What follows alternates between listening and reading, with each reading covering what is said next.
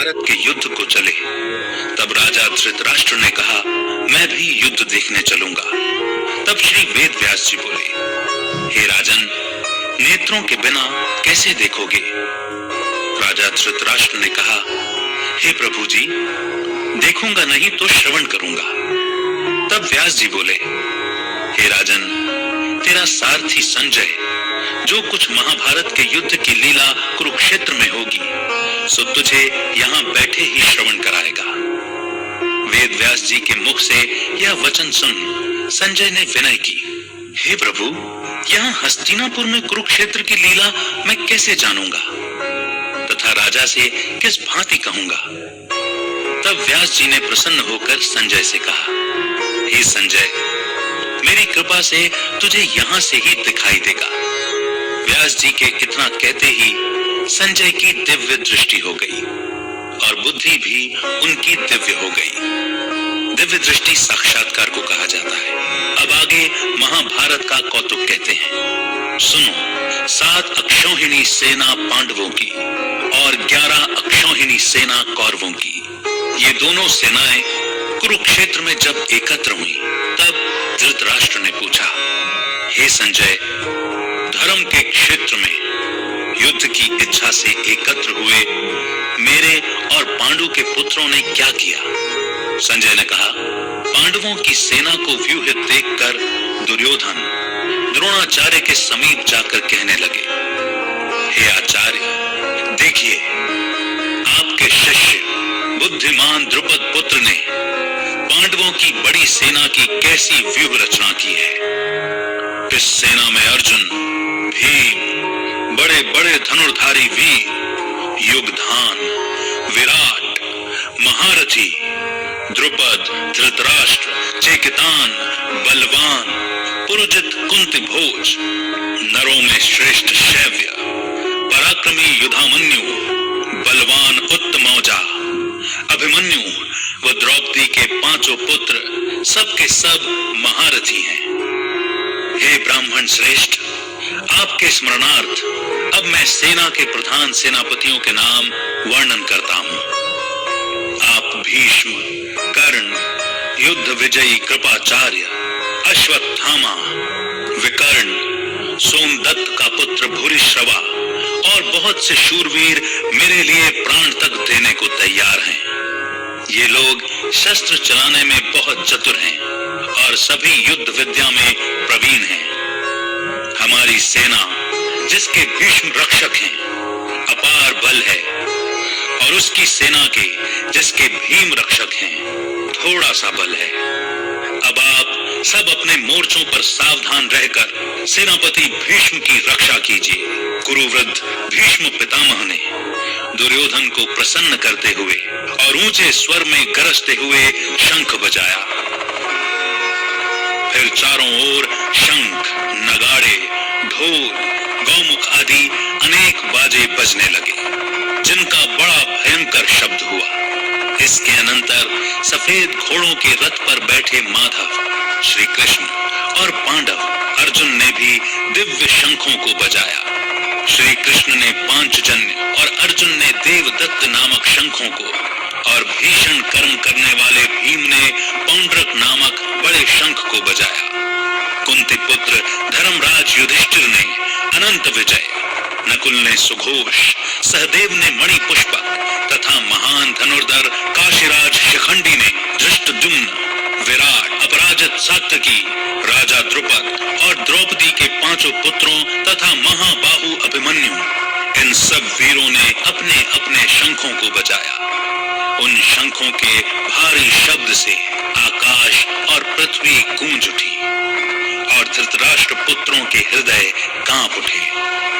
हे राजन, अर्जुन ने कौरवों को युद्ध के लिए प्रस्तुत देखकर भगवान से कहा, हे अच्युत, मेरा रथ दोनों सेनाओं के बीच में खड़ा कीजिए, जिससे मैं युद्ध करने वालों को देख लूं कि इस रणभूमि में मुझे किन किन के साथ युद्ध करना चाहिए।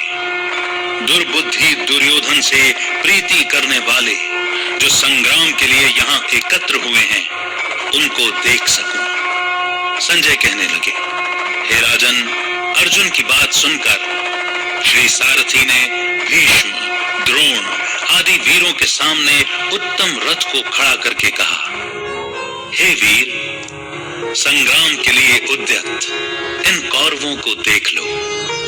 अर्जुन ने चाचा, बाबा, गुरु, मामा, भाई, पौत्र, श्वशुर और स्वजनों को शस्त्रों से सुसज्जित खड़े देखा और उसने इन दोनों सेनाओं में अपने ही सब बांधवों को खड़ा देखकर परम दयाद्र हो अत्यंत खेद के साथ यह वचन कहे, हे प्रभु, संग्राम की इच्छा से आए इन अपने बंधुओं को देखकर मेरे अंग ढीले हो रहे हैं और मुख सूखा जा रहा है, मेरा शरीर बेकल हो रहा है, रोमांच खड़े होते हैं, गांडीव हाथ से गिरा जाता है, त्वचा जली जा रही है।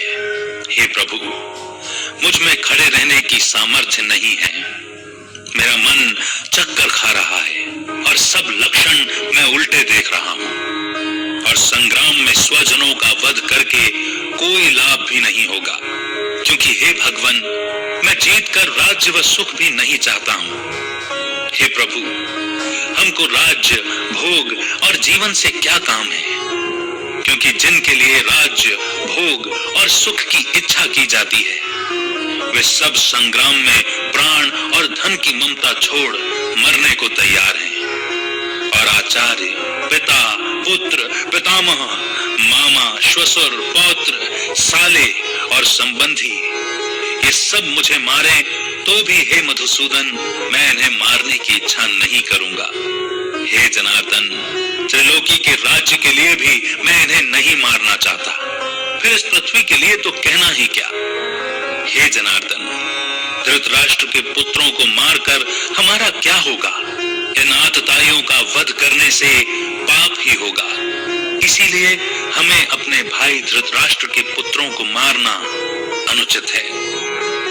हे प्रभु, स्वजनों को मारकर क्या हम सुखी रह सकते हैं? सब लोभ के वशीभूत हैं और कुल के नाश करने तथा मित्र द्रोह करने में पाप को नहीं देखते।